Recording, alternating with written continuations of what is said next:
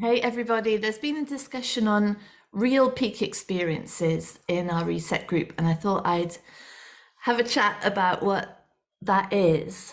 So the term real peak experience is something that I made up from Maslow's term peak experiences, which he used to describe, I'll read it out, rare, exciting, oceanic, deeply moving, exhilarating, elevating experiences that generate an advanced form of perceiving reality. And he published it in a book called Religions, Values and Peak Experiences in 1964 because he wanted to take these experiences out of the realm of the purely religious and into more of a deep understanding of what it means to be human. And in that book, he cautioned against these experiences being summoned up on demand, being expected, us having a sense of entitlement to them, and actually becoming, when humans become quite cruel, even he used that word, in when these experiences aren't available. And this seems to me the root of our mental health crisis, because those experiences are our birthright, and we know that that's what we are. This sort of deep sense of a reality that isn't what the surface reality is. This exhilaration of aliveness and the bliss of being intelligent, of just being, really, of existence, of being intelligence. And so that's our birthright. So that's what the body mind is always trying to get back to. And the problem that all humanity has got is that if that is the purpose of each individual, to return to that deep knowing, that deep experiential beingness, the way that we're trying to get back to that is through finding it within this sense of being an individual, of being separate, because that individuality, that separateness, is not questioned. And so what happens is, from this premise that I am what I think I am, the world is what I think it is, I need to somehow find peace. And so the only way I can do that is by turning off the narrative, like silencing the mind, turning off the emotions, trying to find this state of calm any way that's possible, or a sense of gratification that the separate me is so validated, so celebrated, or has so much love or attention or whatever it thinks it needs, that momentarily that existential wrongness has gone. And so that's the search, switching off the mind, switching off the emotions, or validating this sense of me. And because that me isn't questioned, those are the only routes available.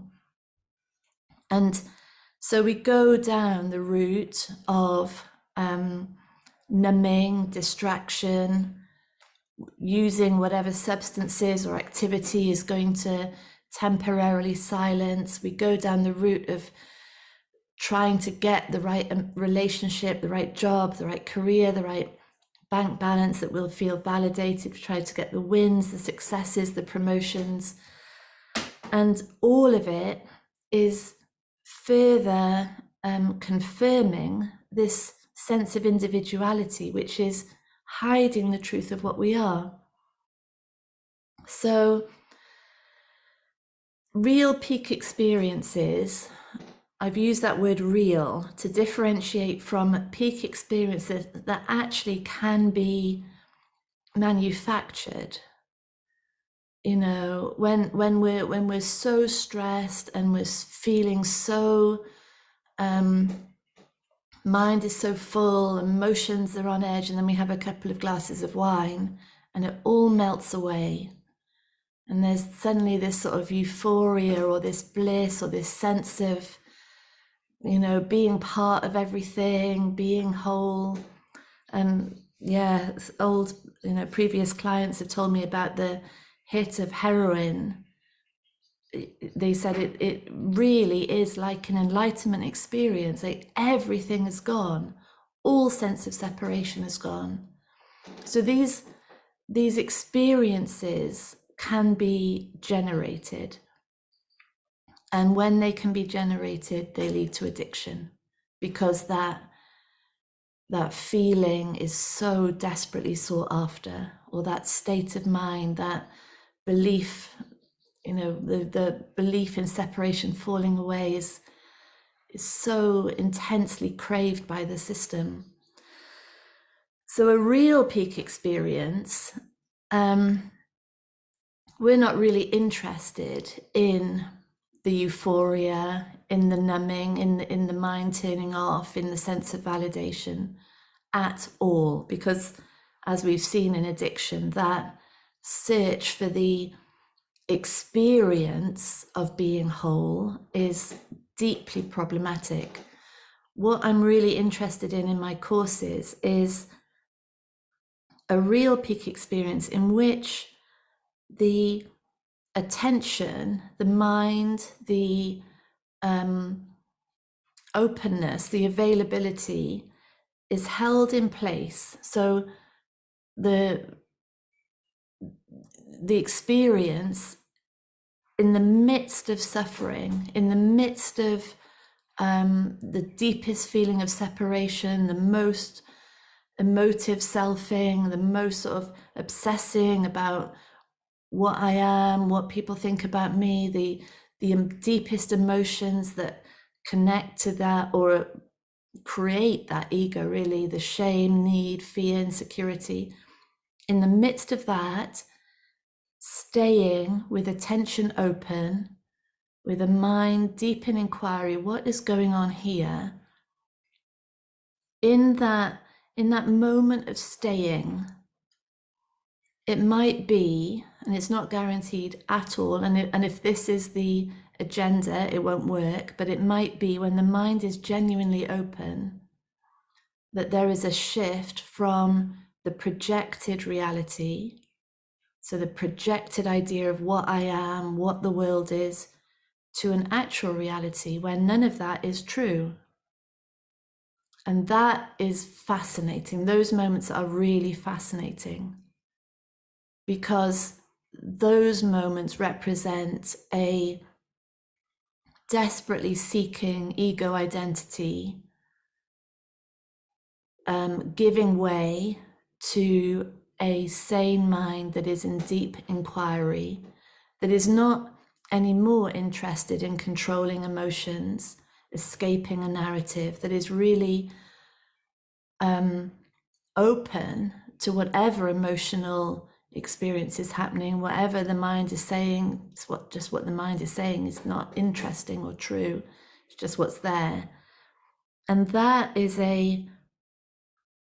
when there is that shift, and so many people, you know, we have them, we talk about them all the time, because really they're the substance of life in form. Every moment is an invitation to this real peak experience. What is actually true here? Really, what am I? What is the world? Where is behavior coming from? Those moments are everything. That's all that's available, really. And again, we can't say it enough. When we're engaging in the will to try to have a real peak experience, so that I don't have to suffer anymore, so that I can be happy, so that I can be blissful, so that my mind will turn off, so that I'll finally feel free.